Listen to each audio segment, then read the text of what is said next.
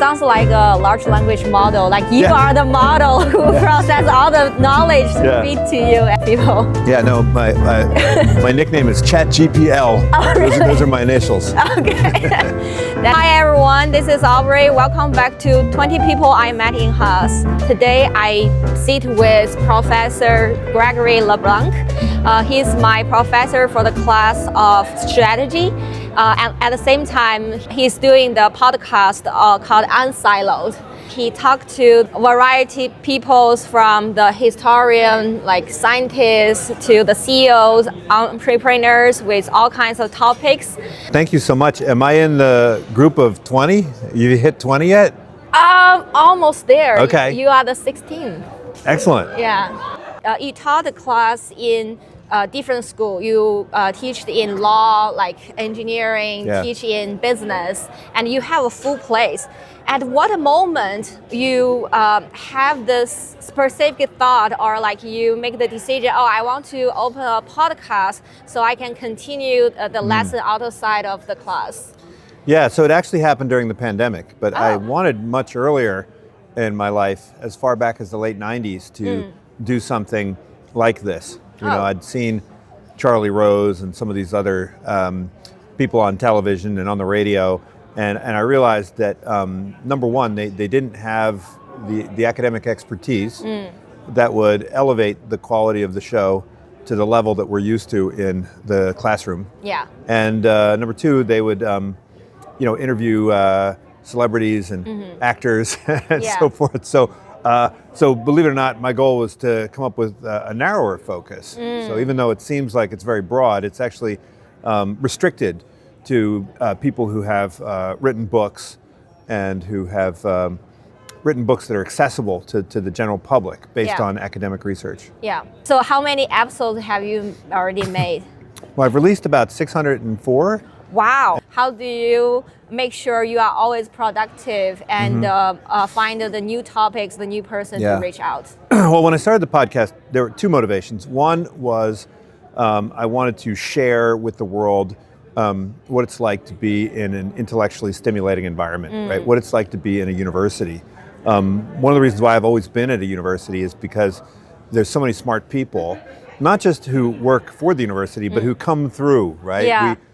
I teach classes where I have speakers from other departments, people who are practitioners, authors. I run a lot of executive programs where we bring in these people, and I thought, what a wonderful life you can have of the mind at a university. And if you're outside of the university, if you're working in corporate, you don't get exposed to that. And so a lot of people have been to university and then left, they kind of miss it. So I wanted to make it available. Yeah. But the other reason, the private reason, is I wanted to get back to the reading schedule that I had in graduate school. So in graduate school, I would read, a book a day at least, and I'd moved away from that. And so I wanted to kind of discipline myself and give myself deadlines that would force me to read more, read widely, and study, and have pressure and pull all-nighters and do all that stuff that you do in grad school. Maybe not an MBA program, but in a PhD program. Yeah. So like university give you the access to a variety of people, and those people, they got the knowledge, they come to the society, they gain some like experience outside of school, they can come back and feed this new students, next generations. Yeah, because I think the model of going to school, learning a bunch of stuff, and then we throw you out into the world, like, you can't do that anymore. I mean, you have to be continuously learning, you have to be continuously reinventing yourself, and it has to be exploratory. It can't just be, okay, I need to know the latest about MCP, right? Well, you also might need to learn a little about biology and psychology, and you never know where your next insight's going to come from. Yeah, but talking about the learning different knowledge, I saw an episode like neuroscientists. You talk to the historian. Like, how do you prepare yourself to make sure you will have a deep conversation with them and not get lost when it's ready to come to those like hard terminology? Yeah, well, so first of all, you have to read their books. And you have to do background to understand what they're saying. But I also try to prioritize those authors who have put in the work on their side to communicate with ordinary people. Yeah. Right? I mean, it's a lot harder for them to communicate with us than it is for us to figure out how to understand them. So, and I see this also in my classes.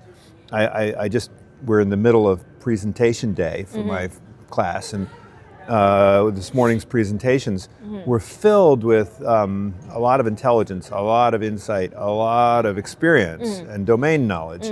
But many of them, they kind of got lost in the weeds, and they didn't really get directly to the point and foreground the important issues. And that's a skill, that's a talent, that's something you have to work on.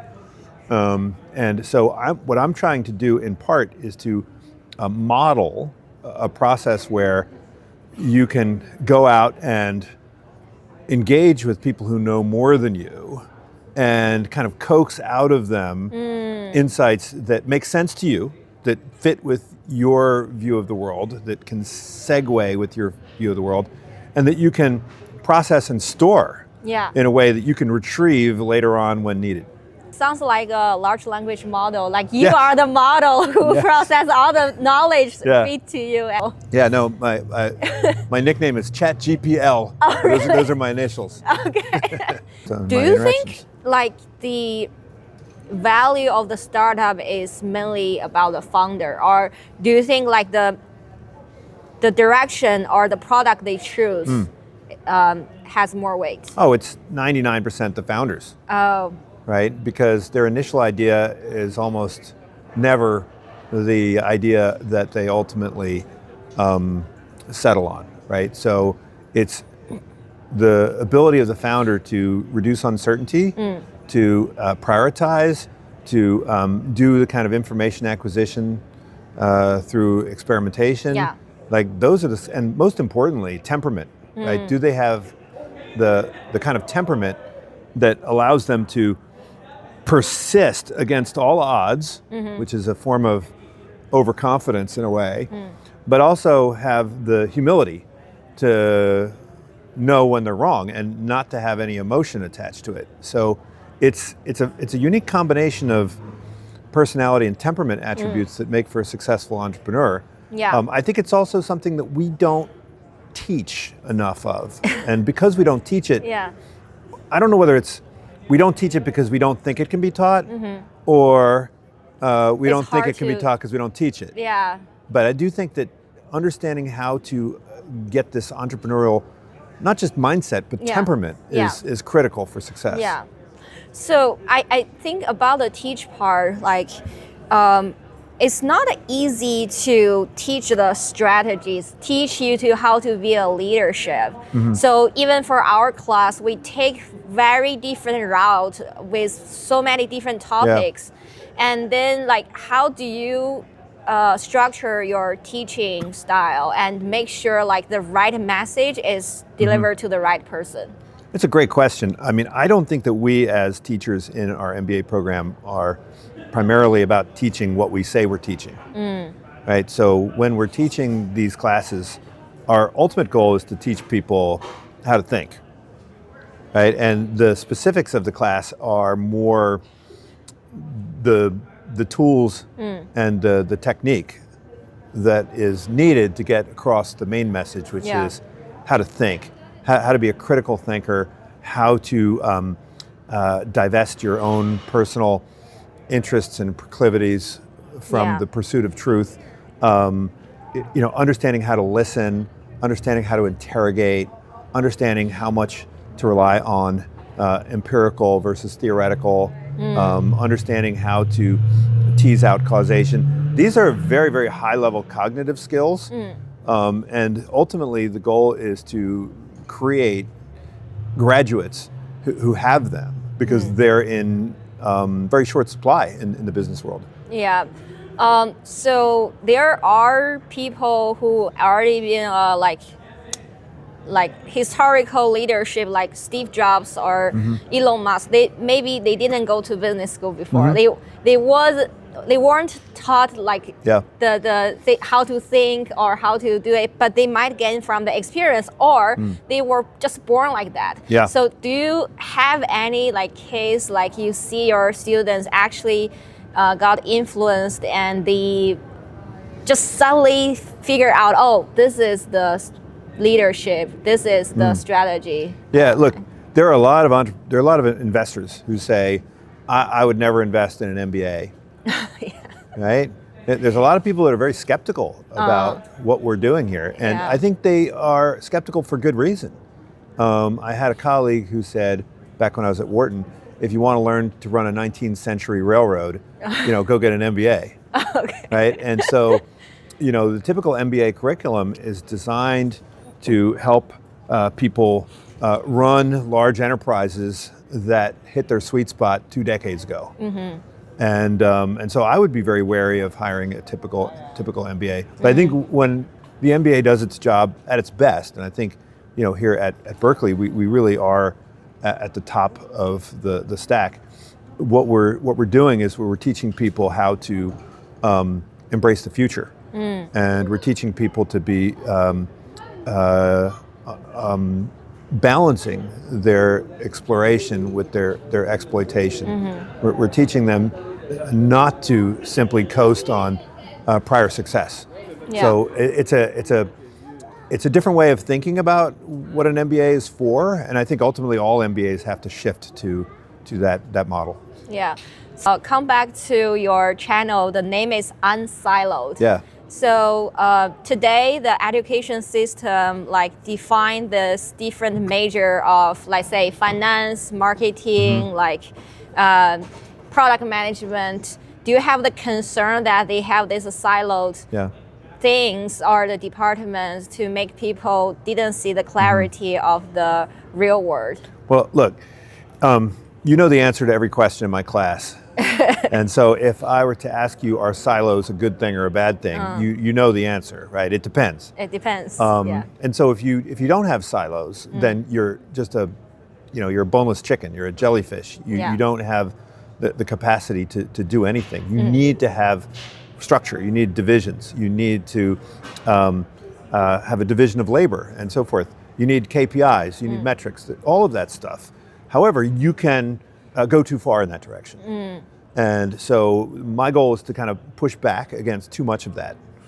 Okay, so I think the unsiloed thinking and systems thinking is a counterpart to specialized thinking and to structured division of labor.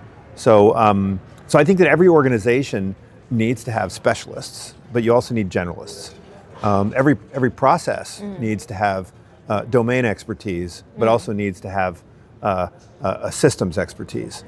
So it's really a question of balance. And I do think that in a world where things are changing more quickly than ever before, then the rewards to being a generalist are actually greater.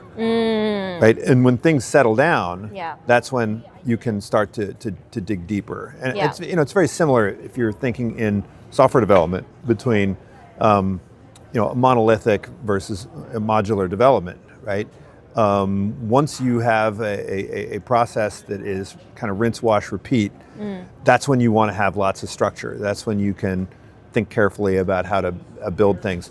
When things are constantly moving, then you have to be able to mutate and patch and modify and iterate and prototype and that's when having the more comprehensive viewpoint is more important. So right now you already done 600 plus episodes. What's your goal for this podcast? I mean, I'll just keep going until because look, the goal of the podcast, another 2,000. Yeah, I mean, the goal of the podcast is to produce what we call evergreen content. I don't completely succeed, but I try to stay away from the latest events, like, hey, tariffs last week, right? I try to say, okay, neuroscience is kind of timeless. I mean, obviously, you interview somebody 2 years later, there's going to be new discoveries. but I'm interested in the kind of things that'll help me make better inferences in the future. Yeah. So if it's just telling me, oh, here's the latest thing, or here's what happened yesterday, like it's kind of irrelevant. So I want people to be able to go back and listen to episode 10 or 12 or 20 in the same way they would listen to episode 900 or 1,000. So like that helps you to keep the trend and also keep refresh the knowledge base. Yeah, I mean, in our strategy class, we use cases from the 1970s, right?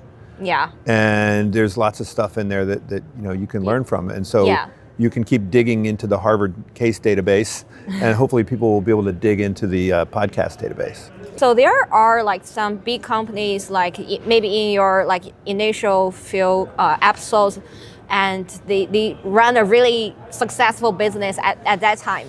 But they might struggle with this digital transformation. Yeah. So what the leadership should keep in their mind about this transformation, and it will work. Yeah, so I find the biggest, and I'm not the only one that says this, but I think the biggest mistake that people can make is to think that it's all about the technology as opposed to about the organization. So I host a number of groups. I just wrapped up a program of visiting CEOs from China, and they came here, they wanted to learn all about the latest in foundation models and agentic AI and all this kind of stuff. Yeah. And I have to kind of let them down and say, listen, if you're going to come here to Silicon Valley, don't come here to learn about the latest in agentic AI, because you can learn about that at home, right? The minute a new technology is introduced, it diffuses instantaneously, and you can just plug in and get what you want. I mean, you might have to go around the firewall, but you can get anything you want, right? But when it comes to organizational dynamics, when it comes to how you manage, how you interact with others, when it comes to how you structure your teams, how do you organize the information flow within your organization, how do you assign decision rights? Okay, this is not something that you can just plug in to the wall. This is something that's really, really hard. Yeah. And so almost every transformation failure and every transformation success was due to organizational decisions. And that's really fundamentally what the job of a manager is, right? A manager of an executive is to design organizations that work. And it's kind of odd that we don't actually emphasize that enough in business school. This would be my one critique of even the best business schools. We don't spend enough time talking about what managers really do, which is design workflows, right? Design organizations, assign people to teams, delegate responsibility, measure performance, create reward systems. Like, this is what you do, most of the time. And we don't really, we kind of throw you out in the world and say, go figure it out. Yeah, that's also what I observe. Like, some people, they come to class, they study the finance, like learning how to do all this table and the Excel. But actually, these things, if you want to learn, you can just go to YouTube. Yeah, right. There is a Coursera, there are so many classes. Why you pay like $200K plus to business school? Of course, we all know that the main reason why you come to business school is to encounter your cohort. It's your classmates. Our main job is to curate a group of people and give you exposure to those people, and also exposure to the people that kind of come through. It's not just the professors, but the speakers. And we have these speaker classes, and we have lots of extracurricular opportunities for you to engage practitioners. That's kind of where a lot of the learning happens. Makes sense. So I suppose like you know many people, like even like the absolutely did like 600, you know at least 600 plus people, and you have so many students, you have so many colleagues from different universities. What type of people, just my curiosity, like you will keep in your life, like you will keep in your small circle? Yeah. Well, it's generally people who are curious and filled with goodwill, right? So they're motivated by the right things. And again, they don't have to be particularly good at it. Yeah. right? So I know a lot of people that are, I wouldn't say they're the nicest people. I wouldn't say that they're the most competent people. But if they desire to be good people and they desire to be competent, curious people, then I like hanging out with them. And you can, I think, oftentimes tell that when you encounter somebody. They have a certain energy and connection. They have a certain zest for living, an enthusiasm and an optimism and a curiosity. Those are the people I like hanging out with. And there's a lot of them here at Berkeley. Yeah, of course. Thank you, Professor. That's all my questions. And today is our last day of class, but I will keep learning from your podcast, also from other resources. I believe that we will meet in the future for sure. I get the sense. Yeah. Keep coming back. Okay, all I will. Thank you. Yeah. So I encourage you to make use of your scarcest resource. Your scarcest resource is not your money, it's your time, it's your attention. So point your attention in the right direction. That's part of what you're learning over a lifetime. So stay in touch with me. If you aren't connected on LinkedIn, do so, and then you kind of reach out. And I'm available for coffee. I'm available for meals and so forth, and conversations either on Zoom or in person over the next couple decades until my brain gives out and so forth. Okay, so let's continue the conversation. Thank you so much, and stay in touch. All right. Bye.